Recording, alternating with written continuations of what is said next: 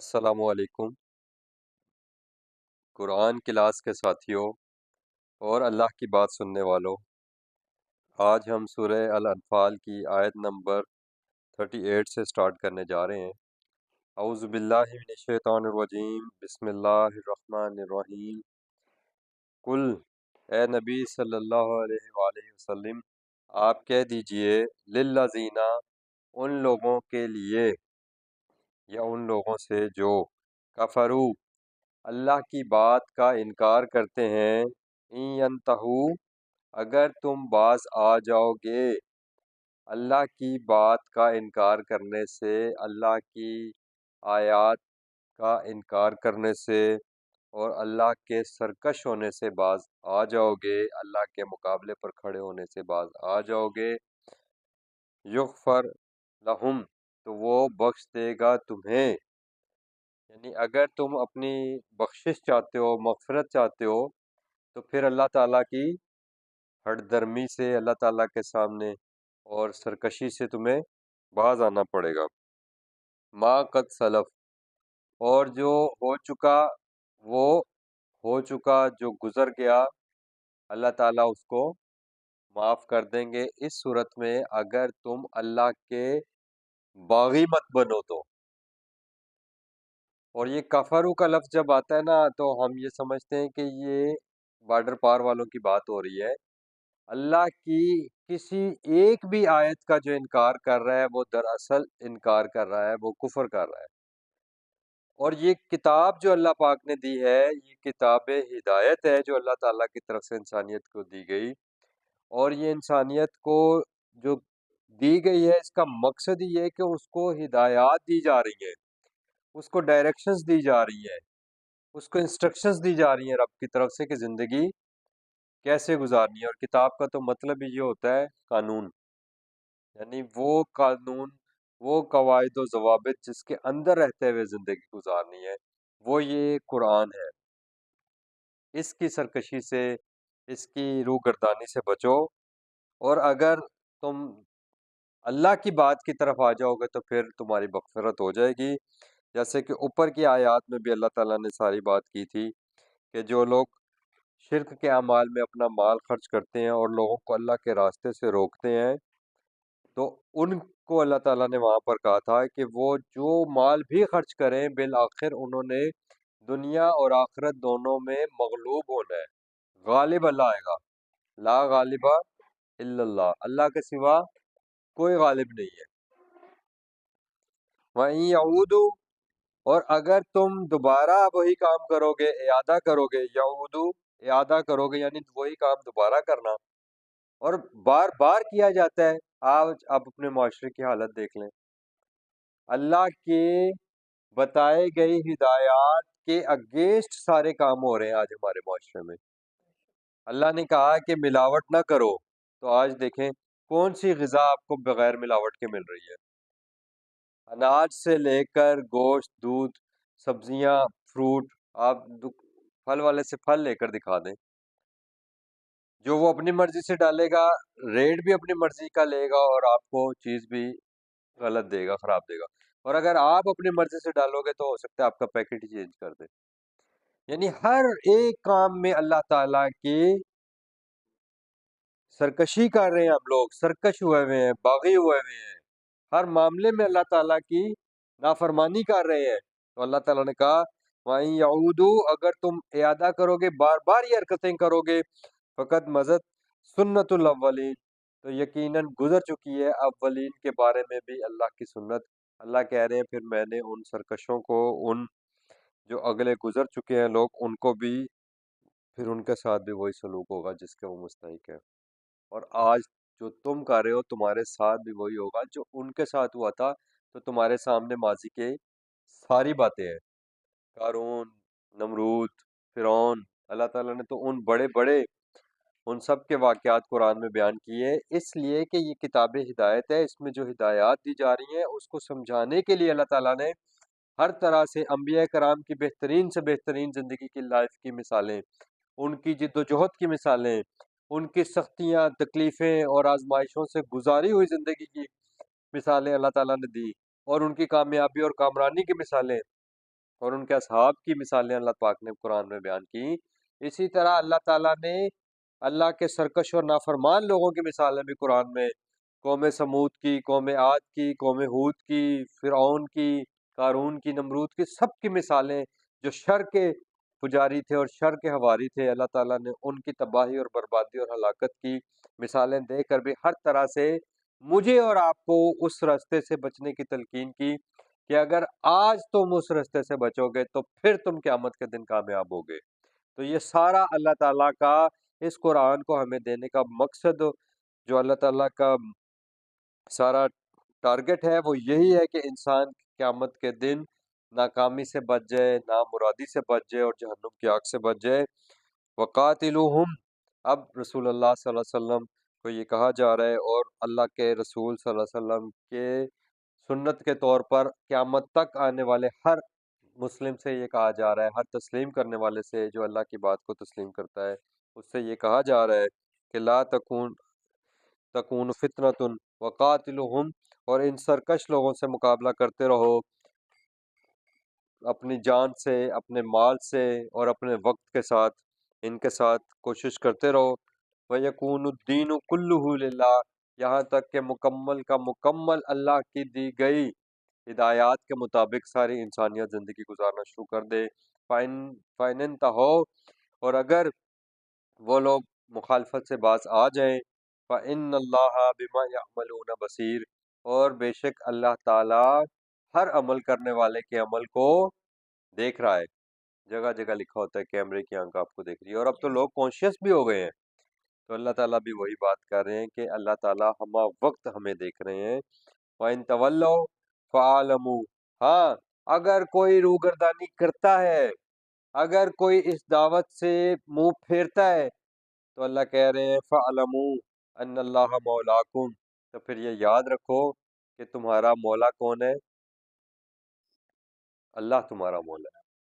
اللہ تمہارا مولا ہے۔ اے نبی ان کہہ دیجئے حسبنا اللہ و نعم الوکیل، حسبنا مجھے تو کافی ہے، ہمیں کافی ہے۔ حسبو کا مطلب ہوتا ہے کافی ہونا، دی اونلی ون، حسبنا اللہ و نعم الوکیل، نعم المولا و نعم النصیر، کتنا مولا خوب مولا ہے، بہترین مولا ہے۔ یہاں بھی وہی بات آ رہی، نعم المولا و نعم النصیر، یعنی سب سے بہترین مولا کون ہے؟ اللہ کے سوا کوئی مولا نہیں ہے۔ یہ جو ہم نے دنیا کے اندر نعرے لگائے ہوئے ہیں اور عقائد بنائے ہوئے ہیں، عقیدے بنائے ہوئے ہیں، کانسیپٹس بنائے ہوئے ہیں، اللہ تعالیٰ نے کہا نہیں، اللہ کے سوا کوئی مولا نہیں ہے۔ اس کی آپ مثال دیکھ لیں، سورہ یونس کی آیت نمبر 30 نکالیں، قیامت کے دن کے حوالے سے یہاں پر بات ہو رہی ہے، اور اللہ کہہ رہے ہیں ہنالک تبلو کل نفس ما اسلفت، وہ جو دن ہوگا اس دن ہر شخص اپنے اعمال جو اس نے آگے بھیجے ہوں گے انہیں دیکھ لے گا۔ 261 پیج ہے، سورہ یونس کی آیت نمبر 30۔ وَرُدُّوا إِلَى اللَّهِ،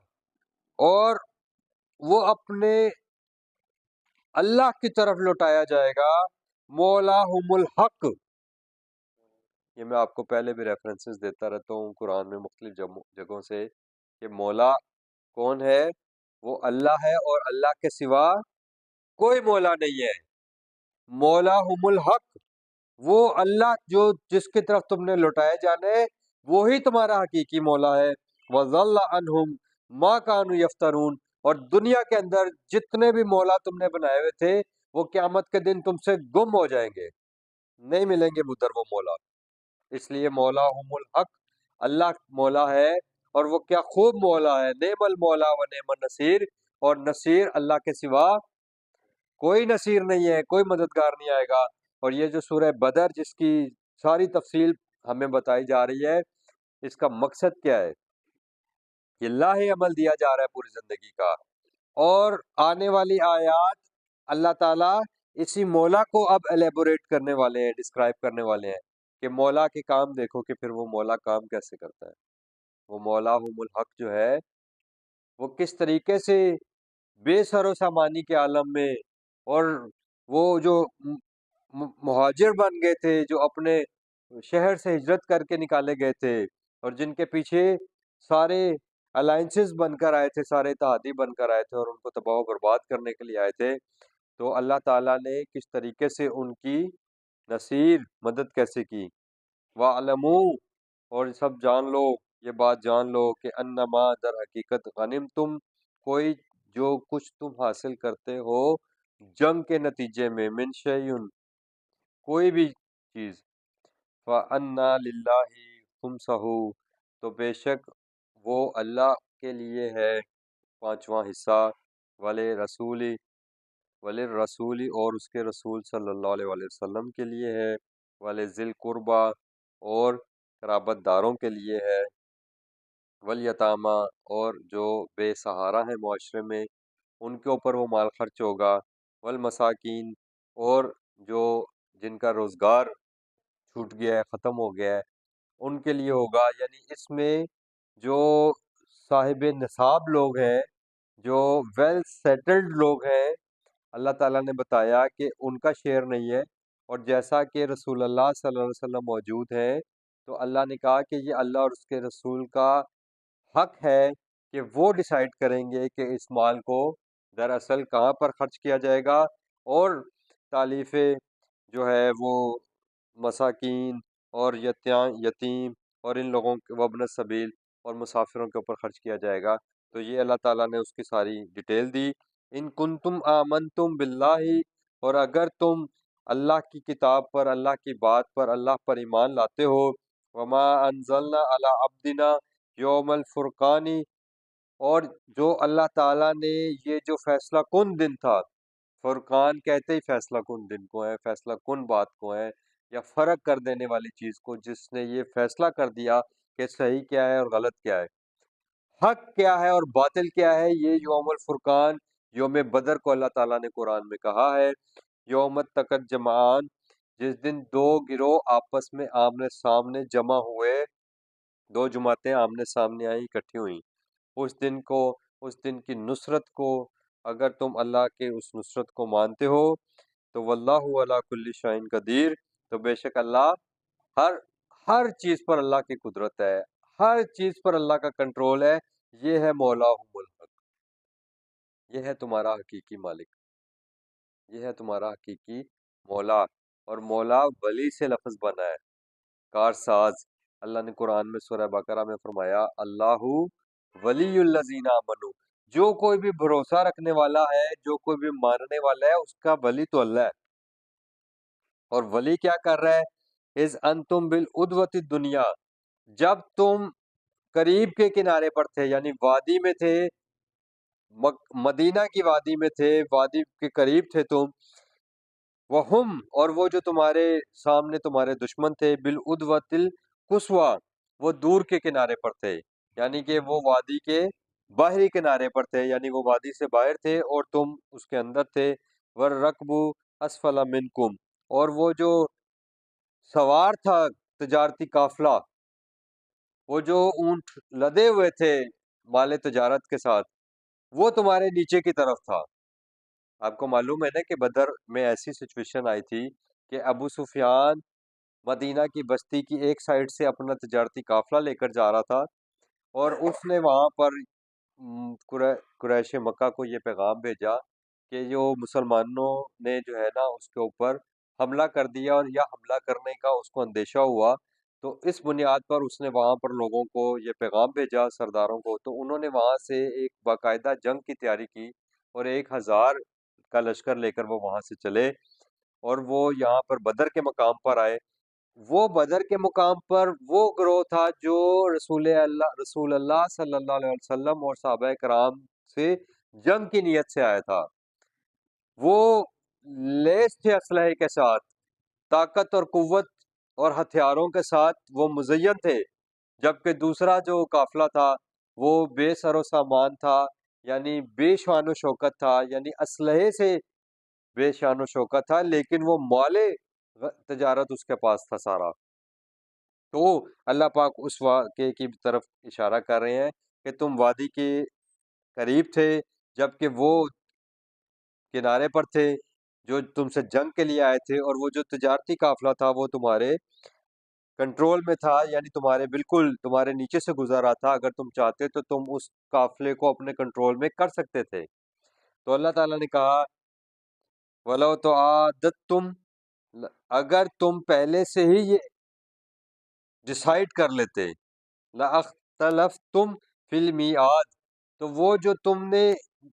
وقت مقرر کیا ہوتا تو اس کے بارے میں تم نے اختلاف میں یعنی تذبذب کا شکار ہو جانا تھا۔ ولیکن، اور لیکن، لیجزی اللہ امرا، لیکن جو فیصلہ تھا وہ اللہ اپنے کام کا، اپنے پروگرام کا فیصلہ کر چکا تھا۔ اب بات سمجھ میں آ رہی ہے؟ یعنی مسلمانوں کی وش یہ تھی کہ جو تجارتی قافلہ ہے، جو مال و زر کے ساتھ لیس ہے، وہ ہاتھ میں آ جائے، اور ان کے خیال یہ تھا کہ اس سے ہماری قوت میں، طاقت میں، جمعیت میں واضح فرق پڑے گا، اور ہم اپنی جنگ کی تیاری زیادہ بہتر طریقے سے کر سکیں گے۔ اور یہ ساری چیزیں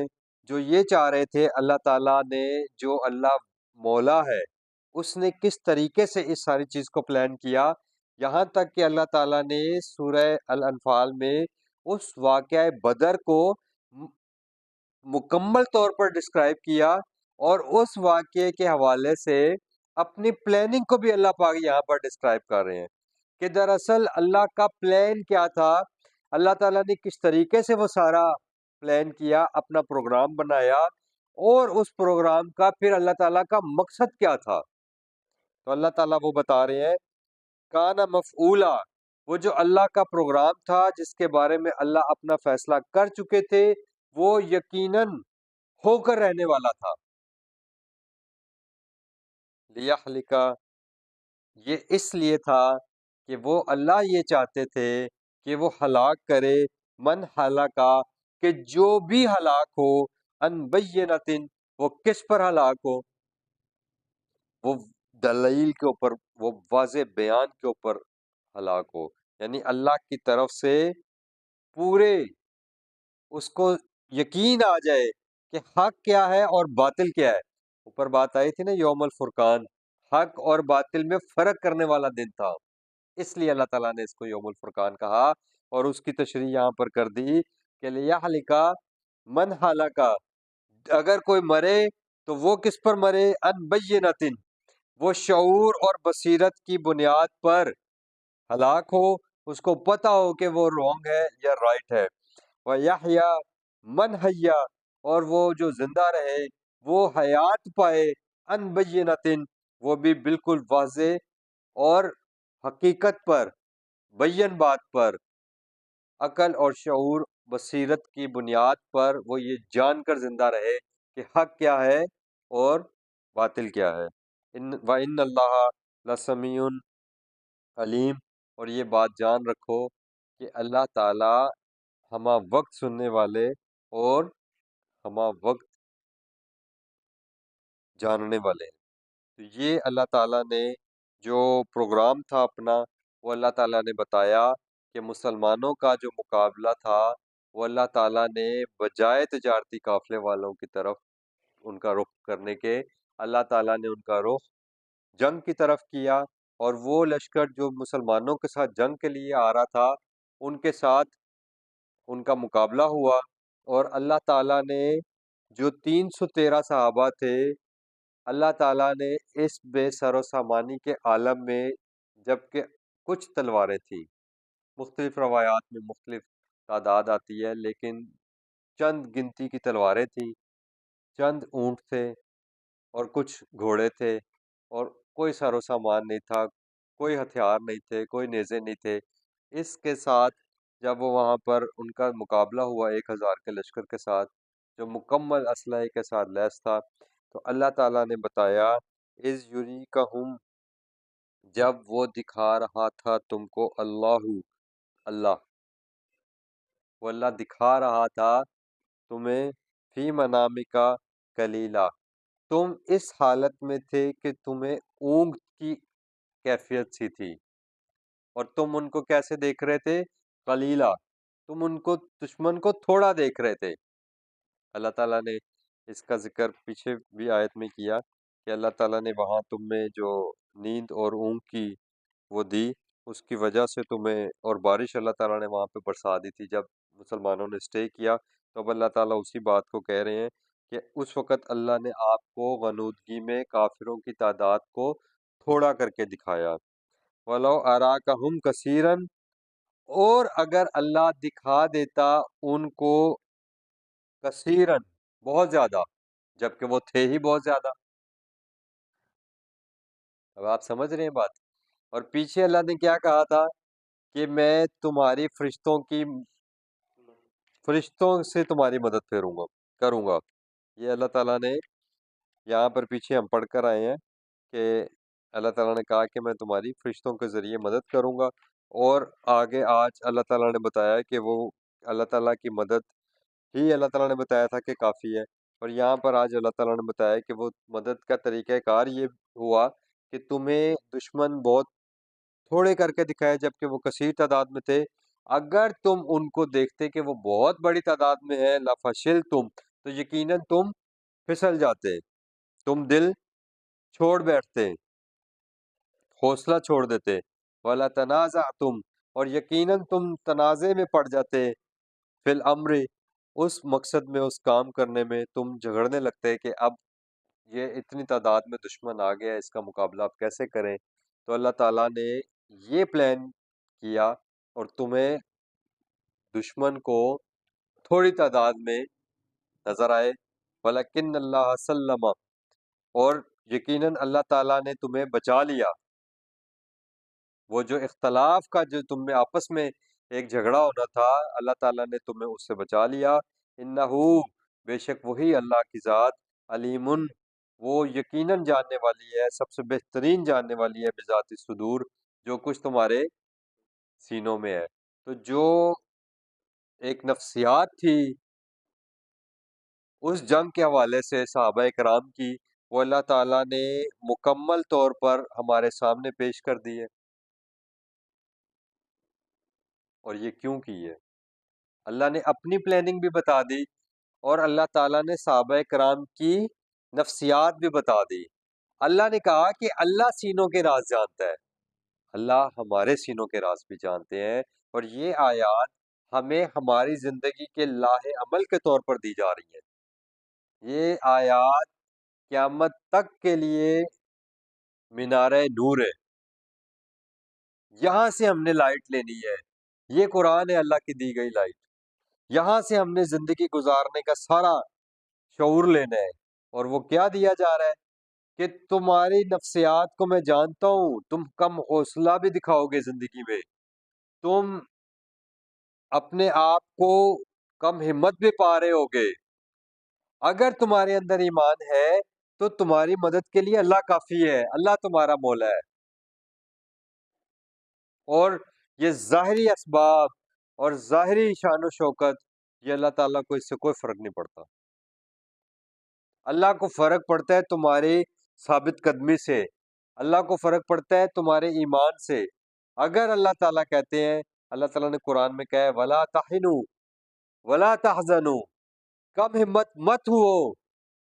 اور حوصلہ مت ہارو اور غم مت کھاؤ، وَأَنْتُمُ الْأَعْلَوْنَ، یقیناً تم ہی اعلیٰ رہو گے، تم ہی غالب رہو گے، ان کنتم مؤمنین، اگر تمہارا اللہ پر ایمان ہے تو۔ اور دوسرے معنی کیا ہیں اس کے؟ اگر تم اللہ کی مانتے رہو گے تو، اللہ کی مانتے رہو گے نا تو تم اعلیٰ رہو گے۔ آج ہمارے معاشرے کی حالت یہ ہے کہ ہم پستی کا شکار ہیں، ایسے ہی ہے دنیا میں، ہم ذلت اور رسوائی کا شکار ہیں، پستی میں ہیں، اور اللہ تعالیٰ کیا کہہ رہے ہیں کہ اگر تم اللہ کی بات مانو گے تو تم اعلیٰ رہو گے۔ اللہ کی کون سی بات ہم مانتے ہیں؟ اللہ کے ساتھ ہم شریک ٹھہراتے ہیں، ہم نے غیر اللہ کے بے انتہا دربار آباد کیے ہوئے، دربار کہتے ہیں پھل لگنے کی جگہ، آس اور امید جہاں ہمیں ہوتی ہے، آستانے ہم نے کھولے ہوئے غیر اللہ کے۔ ہم تو اللہ کے ساتھ باقاعدہ جنگ میں ہیں، اللہ تعالیٰ کے باقاعدہ باغی بن کر زندگی گزار رہے ہیں۔ اور کس معاملے میں اللہ تعالیٰ کے احکامات مانتے ہیں؟ اللہ کی ذات میں، اللہ کی صفات میں ہم نے غیروں کو مولا بنایا ہوا ہے، اس سے بڑھ کر اور کیا ہوگا؟ یہ بھی مولا کی تو تشریح آ رہی ہے ساری۔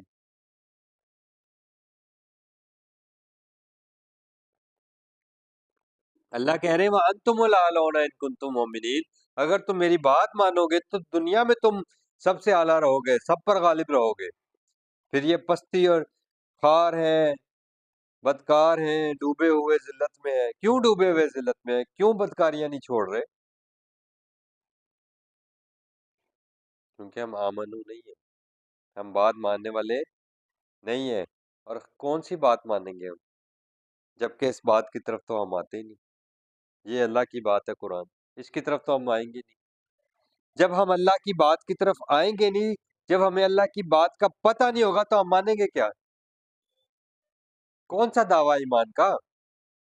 ایمان کیا ہے؟ ایمان کا مطلب ہے ماننا۔ ہمارا تو دعویٰ اور عمل دونوں ہی خلاف ہیں، اور ہم پر سٹیمپ لگ رہی ہے کہ ہم میں ہی قصور ہے۔ وَإِذْ يُرِيكُمُوهُمْ، اور وہ اگر وہ دکھا دیتا ان کو، عزت تقی تم،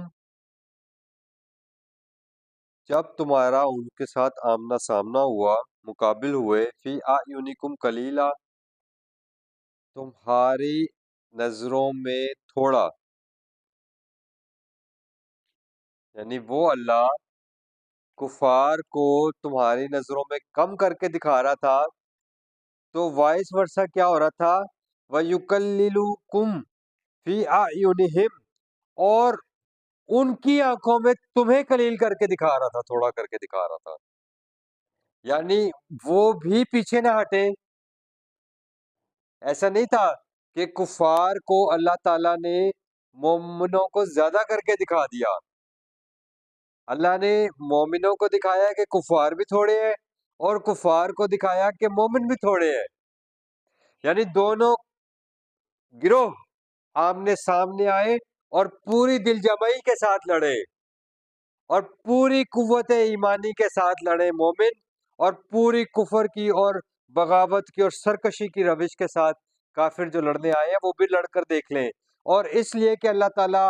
سچ کو ثابت کر دے، حق کو ثابت کر دے، اور جھوٹ نابود ہو جائے، برباد ہو جائے۔